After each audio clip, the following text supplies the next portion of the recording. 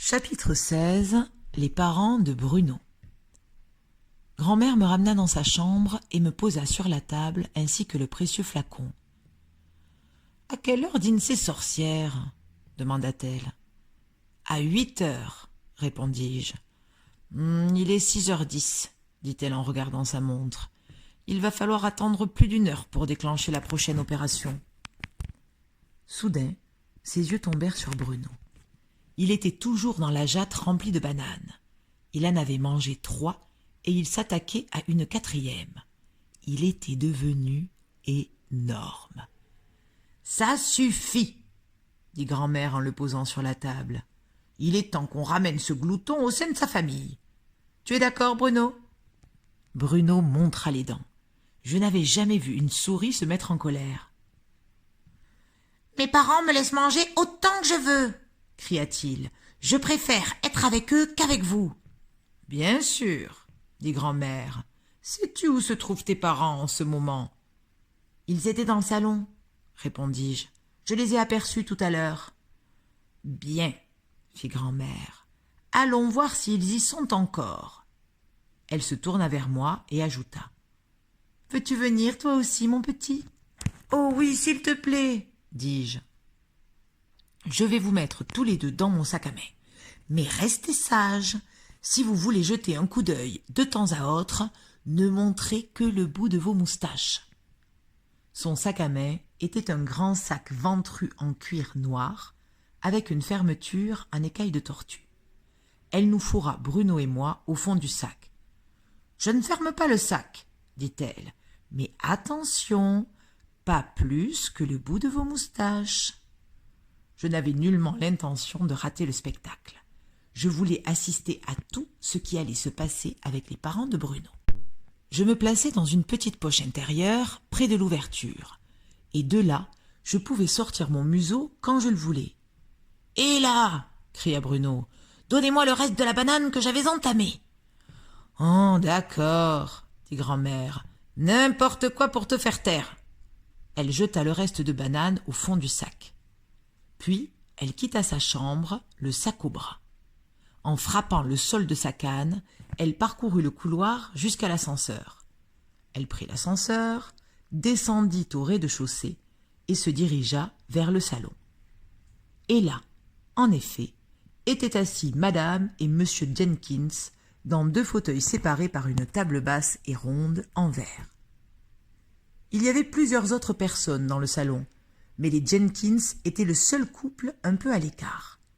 Madame Jenkins tricotait un pull vert de couleur moutarde et Monsieur Jenkins lisait un journal. Seul mon nez et mes yeux dépassaient du sac de grand-mère, mais j'avais une vue superbe.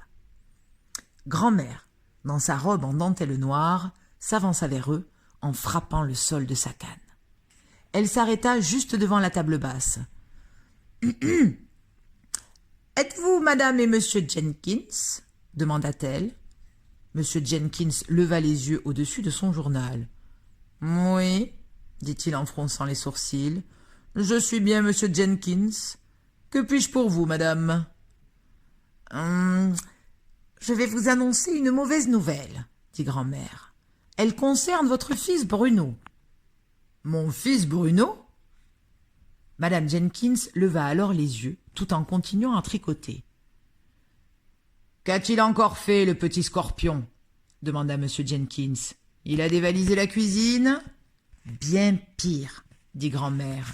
« Pourrions-nous, s'il vous plaît, aller dans un endroit un peu plus discret pour que je vous raconte ce qui lui est arrivé ?»« Un endroit plus discret ?»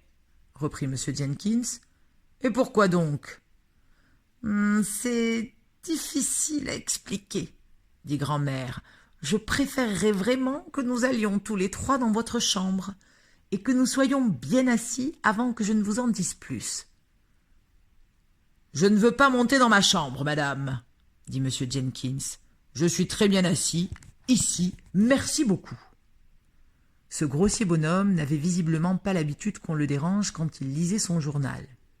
« Eh bien, exposez tranquillement votre affaire et puis laissez-nous en paix. » On aurait dit qu'il s'adressait à quelqu'un qui voulait lui vendre un aspirateur. Pauvre grand-mère, elle qui faisait de son mieux pour être aussi gentille que possible.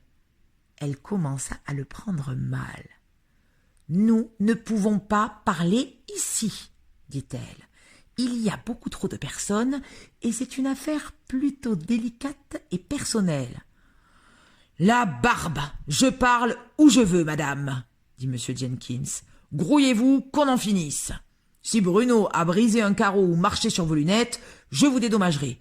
Mais je ne bougerai pas de mon fauteuil. » Dans le salon, 1 ou 2 groupes de personnes commencèrent à nous regarder. « Où est Bruno, d'ailleurs ?»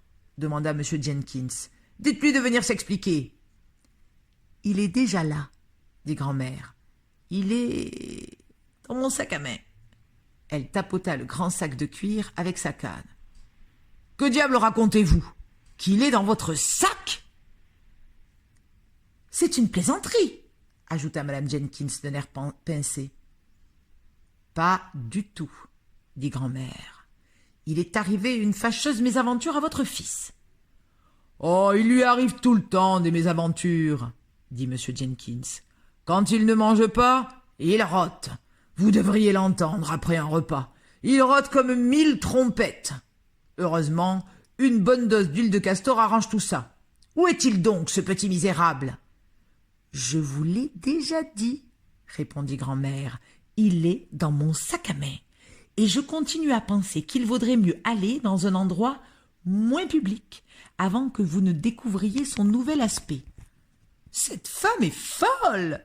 s'écria Mme Jenkins. « Dites-lui de partir. »« À vrai dire, poursuivit grand-mère, votre fils Bruno a été complètement transformé. »« Partez, vieille folle !»